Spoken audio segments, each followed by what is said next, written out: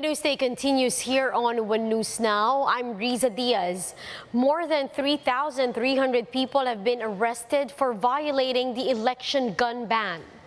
PNP reports that 3,100 law enforcement operations have been conducted since the gun ban was implemented last January 9.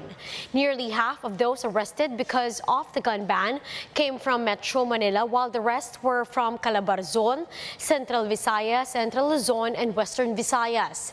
The ban will be implemented until the end of election period on June 8.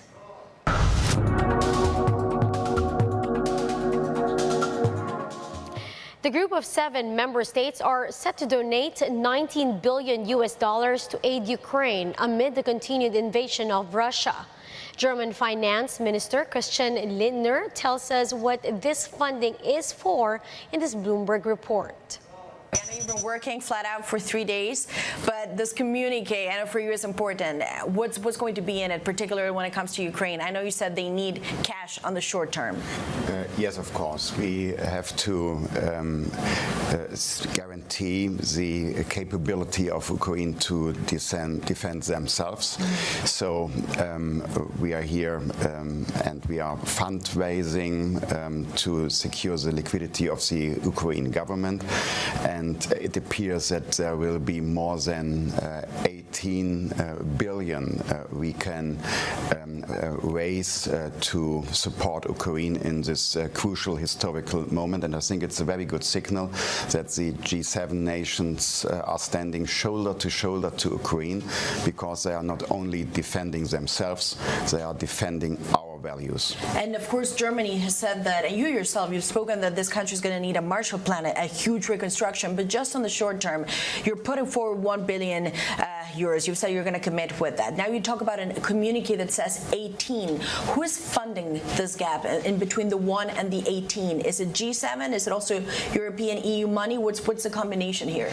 Yes, it's G7. For example, the $7.5 billion the US Congress had decided, and in addition the EU programs, and this sums up to more than 18 billion. And if we use the capabilities of the IMF, I think for the foreseeable future of the next month, there shouldn't be any concern of the Ukraine government to finance their state's needs. So what you say is that for the next 3 months, presumably, Ukraine is not going to have any issues paying for this basic needs. You don't see any funding problems for the country. For the foreseeable future of the next month, I think the problems are solved, and we are standing ready to observe the situation. But at the moment, I think we made a very important progress on guaranteeing the liquidity of Ukraine. Now we'll be back with more stories after the break. Keep it here on One News.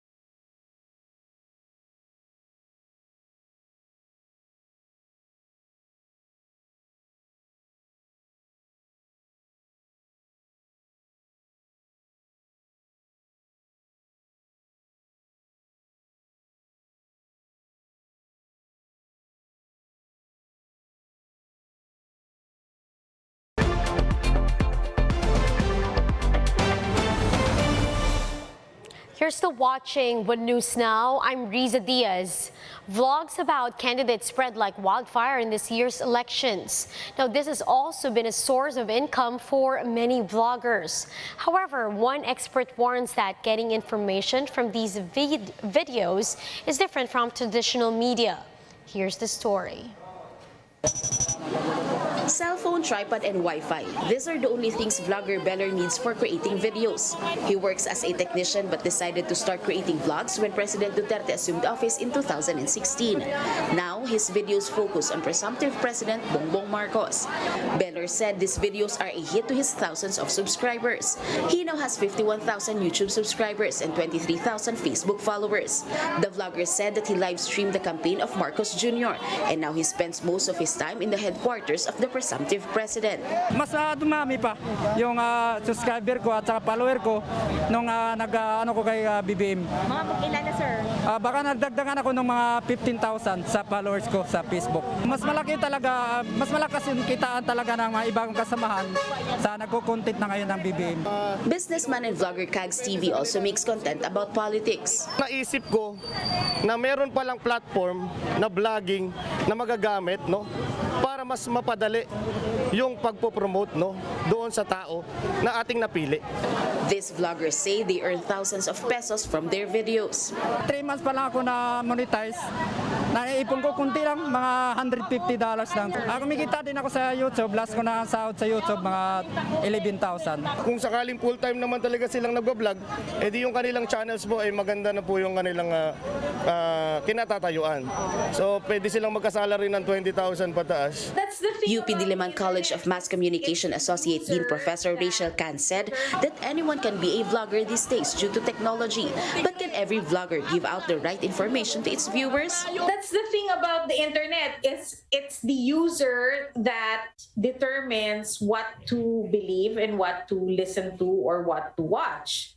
Unlike in traditional media, where you have a set of editors that vet the report or the news reports or whatever information their writers or reporters are giving them. When it comes to vlogging, you could say anything from the top of your head and nobody will contradict you because it's your channel.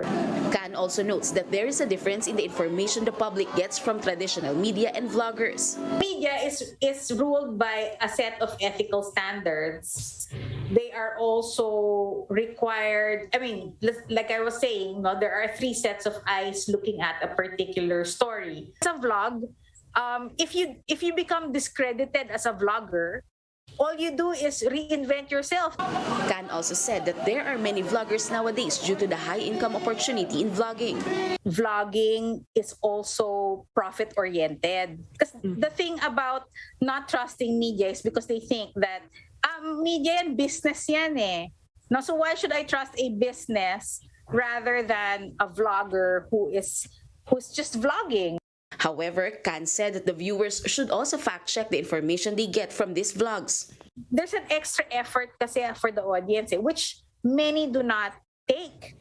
Because sometimes the double-checking is as simple as a Google, right? You just Google the information. But people don't take that step, and that's why they get caught. For News 5, Jem Avancenia, we are One News. Personal treasures of music icons including Madonna and Kurt Cobain are up for auction in New York. Let's watch this. Worn by Madonna in 1985, the Material Girl video. What's interesting about that is that Madonna actually rented that outfit for that video because it was made for a Norma Jean documentary for TV in 1976 about Marilyn Monroe, of course. It's the electric guitar that he used in the video, Smells Like Teen Spirit, watched over 1.5 billion times. Incredibly iconic. Kurt Cobain, Nirvana, they were only around for 4 years. Sadly, he passed away in 1994. Drum kit from the Quarrymen is just incredible. Colin Hanton was the drummer. John Lennon Lennon was part of the band, and then Paul McCartney joined, and then George Harrison joined. And in 1959, Colin Hanton had an argument with Paul McCartney. He took his toys and went home, and that drum kit sat on his wardrobe for 40 years. People see these as an investment. Museums love to own these items. Fans and collectors also would love to get their hands on some of these iconic pieces, because in years to come, it's likely that these iconic pieces will continue to appreciate in value. So if you own something today and you want to own something from the icon that you adore, you're not going to meet that icon. So own something representing their life and career, and it's very likely an investment vehicle as well. Let's now take a quick look at today's other top stories. The COVID-19 Omicron BA.4 subvariant has entered the Philippines. Now, toll rate hikes over at Cavitex take effect today. And Team Pilipinas looks to lock up spot number 4 at the 31st Southeast Asian Games.